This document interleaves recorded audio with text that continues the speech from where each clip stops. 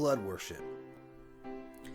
The idea or concept of the sacred power of blood is one of the most unifying factors on mankind, on the earth. It is seen as a symbol of life, or more accurately, a symbol of life force itself.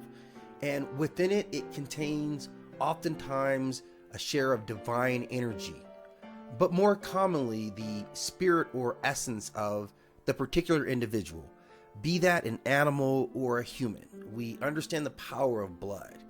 In some mythologies, blood had a rain-bearing or fertilizing power that was recognized in some of the most simple rituals, including the Eastern European idea of a new bride jumping over the sprinkled blood of an innocent sheep. That was to help her with her ability to conceive. Blood was always linked to fertility in the way that we saw it. And if we go back and look at how we've talked about blood, the most ancient deity who consumed blood was probably Lilith. And she was described as being the first of demons, seen as a female energy spirit who was the exemplification of all the ills and evils of the world. And in Persian folklore, they spoke of a group of beings who survived on blood itself. And the most famous of these was Estries. She too was described as being a demon, and very specifically as a shapeshifter.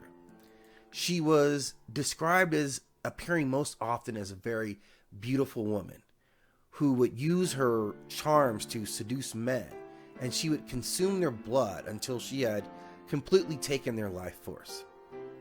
And she was also spoken about in Jewish legends as well. It is often said that in order to strengthen the tree god Pemba, the Bambara of West Africa sacrificed blood to the tree. Some myths even call the tree itself the blood tree.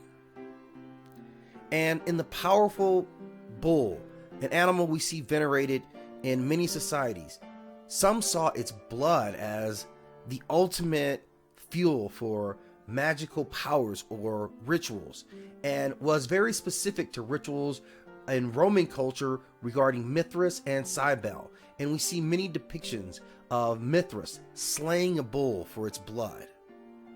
In Hindu beliefs, we see the depiction of Kali as this fearsome creature with her tongue lolling out, having deep reddish eyes, and filling the sky with her roars. But the most important component of the description of her is the end, when it says she devours those hordes of the foes of the devas.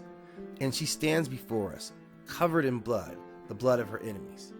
Quite a bloodthirsty entity she was. And at the height of Aztec Empire, the blood of thousands of victims a year were spilled to reinvigorate the sun. And the Aztecs saw this as crucial to survival, that the gods sacrificed their blood, and that mankind must also make sacrifices of blood to keep the mechanisms of the cosmos going. And they believed that if they did not make these sacrifices, that mankind would endure more violence and more pain than anything a man could ever bring about. The mingling of blood is a symbol of unity, and in many traditions can mark a seal or a divine covenant. The Roman Catholic doctrine of Christ's blood and its presence in the transubstantial wine of the Eucharist was central to their belief, unifying them with their deity in a way that some belief systems can only hope for.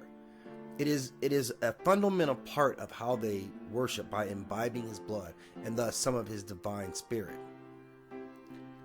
And in American culture, we find that we are specifically obsessed with the idea of blood.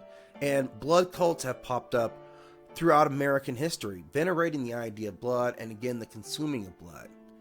As a culture, America consumes 2.6 billion pounds of rare meat.